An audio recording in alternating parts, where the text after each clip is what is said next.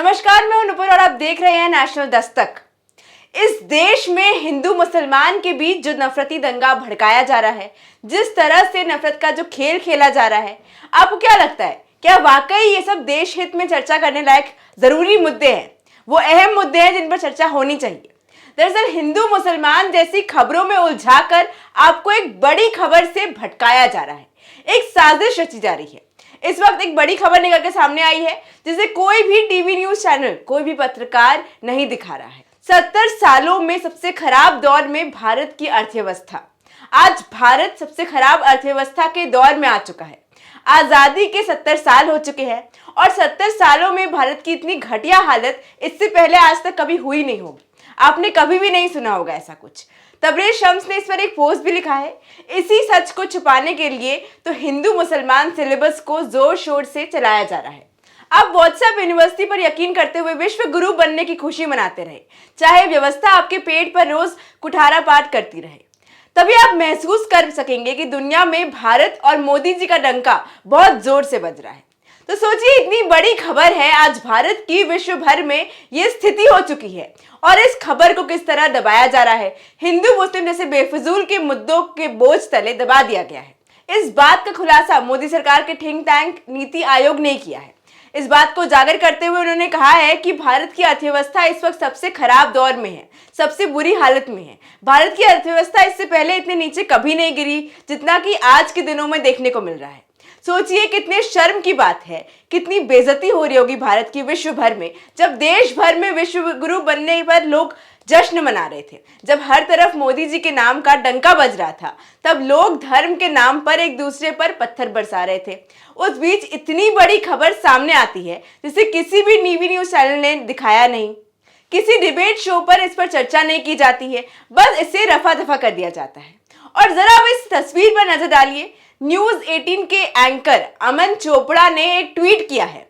अब ये ट्वीट बेहद खास है। खास क्यों है? क्योंकि इस ट्वीट में कुछ ऐसा लिखा हुआ है, मैं आपको पढ़कर सुनाऊंगी कि किस तरह नफरत भरे इस दौर में, जहां हर तरफ हिंदू मुसलमान के बीच तनाव भरा माहौल बना हुआ है, ऐसे में एक पत्रकार जो खुद को एक पत्रकार कहता है, किस तरह से दंगे भड़काने का या यूं कह ले उकसाने का काम कर रहा है, नफरत बांटने का काम कर रहा है, वो इस ट्वीट में नजर आ रहा है।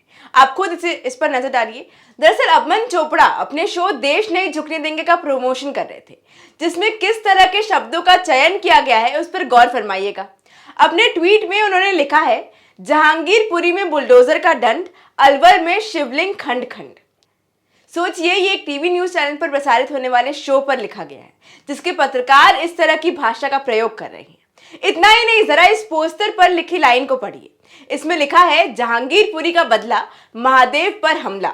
अब आप इन सभी चीजों से ये अंदाजा लगा सकते, समझ सकते हैं कि टीवी न्यूज चैनल पर दिखाई जाने वाली खबरें लोगों के मन में कितना जहर घोल रही हैं, कितनी पुख्ता होती हैं खबरें, आप इस पर भी अंदाजा लगा सकते हैं। और जरा अब इस वीडियो को देखिए, जिसमें मोदी जी के गुजरात मॉडल का सच दिखाई दे रहा है। रिटायर्ड आईएएस अफसर सूर्य प्रताप सिंह ने इस पर ट्वीट किया है और लिखा है, चादरों से ढका हुआ गुजरात मॉडल। इस वीडियो को देखिए। विदेश से प्रधानमंत्री, राष्ट्रपति जब भारत दौरे पर आते हैं तो पर्दे से ढककर विकास की बात की जाती है। करोड़ों रुपए लगाकर सरकार देश की गरीबी को छुपाने की कोशिश करती है। ये है भारत। मोदी सरकार के आने के बाद से ये एक नया प्रचलन शुरू हुआ है भारत में। जरा देखिए इस वीडियो में किस तरह से बोरिस जॉनसन के स्वागत के समय गुजरात मॉडल को पर्दे से ढका गया है। जरा देखिए इस वीडियो में।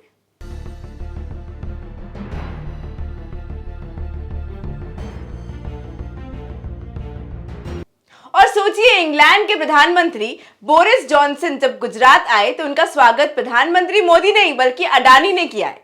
ये तस्वीर देखिए, इसमें आपको अडानी के नाम का पोस्टर मिलेगा। इस पोस्टर में क्या लिखा है? इस पोस्टर में लिखा है, Adani welcomes mister Boris Johnson. तो तस्वीरों में अडानी और जॉनसन आपस में हाथ मिलाते दिख रहे हैं, लेकिन दूर दूर तक इन सभी तस्वीरों में से प्रधानमंत्री नरेंद्र मोदी कहीं नजर नहीं आ रहे हैं। आखिर क्या वजह रही होगी? ये सोचने वाली बात है, ये अहम बात है। और अच्छा ही है, बीच से बिचौलिए को हटा ही दिया गया। कहीं ना कहीं देश को बेचने की पूरी तैयारी हो चुकी है, डील भी फाइनल कर दिए गए हैं। तभी तो जिस रूस से इंडियन ऑयल को कच्चा तेल खरीदने की कड़ी मनाई थी, तभी उसी रूस से अंबानी की कंपनी जमकर कच्चा तेल खरीदती आ रही है। ये बड़ा खुलासा रॉयटर्स ने किया है। इंडियन ऑयल को डांटो और मुकेश अंबानी को बांटो। वाह मोदी जी वाह, आपको याद होगा कि पिछले हफ्ते अमेरिकी दबाव में आते हुए मोदी सरकार के निर्देश अनुसार इंडियन ऑयल ने रूस में कच्चा तेल खरीदने से मना कर दिया था। लेकिन तेल के खेल के भारत में सबसे बड़े प्राइवेट प्लेयर मुकेश अंबानी रूस से जमकर कच्चा तेल खरीद रहे हैं, खरीदते आ रहे हैं और अभी भी खरीद रहे हैं। कल एक खबर आई है कि मुकेश अंबानी की रिलायंस इंडस्ट्रीज लिमिटेड ने फरवरी में यूक्रेन पर रूस के आक्रमण के बाद से कम 1.5 करोड़ बैरल रूसी तेल का ऑर्डर दिया है। न्यूज एजेंसी रूटर्स का कहना है कि उसे ट्रेड सूत्रों से ये जानकारी मिली है कि रिलायंस ने जून तिमाही के लिए हर महीने औसतन 50 लाख बैरल तेल की खरीद की है।